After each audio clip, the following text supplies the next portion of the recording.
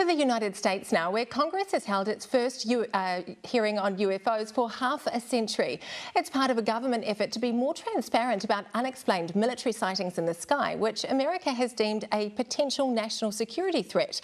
And while there is still no confirmation of extraterrestrial life, it's hoped the public hearings will lead to better intelligence gathering in science. Well, joining me now is Avi Loeb, the head of the Galileo project at the Harvard Astronomy Department. Avi, it is a fascinating day up there on Capitol Hill, where Congress is holding its first UFO hearing in half a century. What's been most interesting to you so far? Well, first, that the government is discussing seriously this subject. And of course, the Congress is interested from a perspective of national security. I'm interested in it from a perspective of a scientist. And these are the two possible interpretations of the objects that were reported. They could either be human-made, in which case they represent technologies that the intelligence agencies in the US do not recognize, or it may be equipment from another planet, somewhere else. And of course, that would be a scientific matter because it doesn't adhere to national borders and it would impact humanity as a whole. And I think that's what everyone wants to know. Are there extraterrestrials out there? And you're saying it's possible.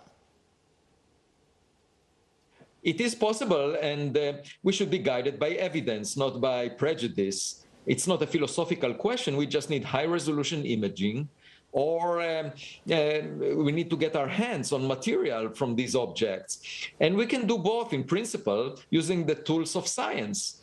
And just like any other scientific inquiry, we just need to build better instruments and monitor the sky. That's the Galileo project that I'm leading, which is aiming at identifying objects in the sky using new telescope systems. I'm actually planning an expedition to Papua New Guinea, where we would scoop the ocean floor for the fragments left over from the first interstellar meteor that was confirmed by the US government just last month.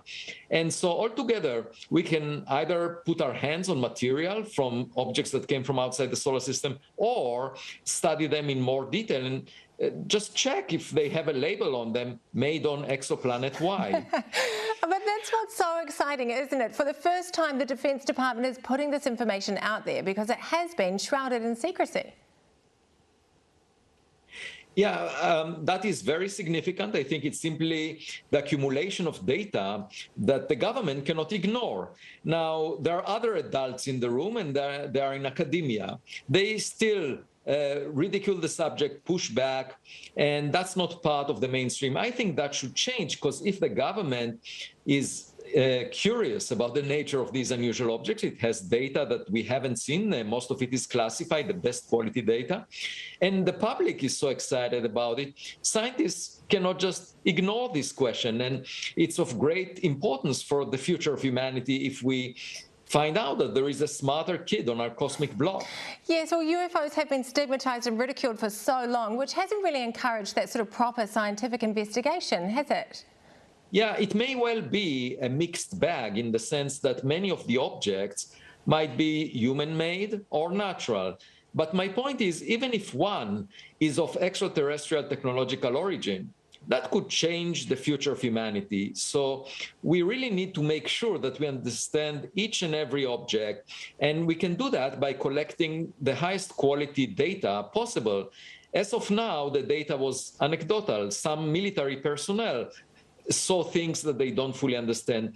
And that's not standing up to the standards of science. We really need to use the very best instruments that we have full control over, that we fully understand, in collecting the best data. And it's a fishing expedition. And whatever we find would be helpful to the conversation, because even if we find that all of the fish we collect are relatively boring, you know, we cleared up the fog. Let's get rid of the unidentified from our lexicon and move on. Avi Loeb, it is exciting work. We can't wait to hear what you find. Thanks so much for joining us on 8 o'clock. My pleasure. Thanks for having me.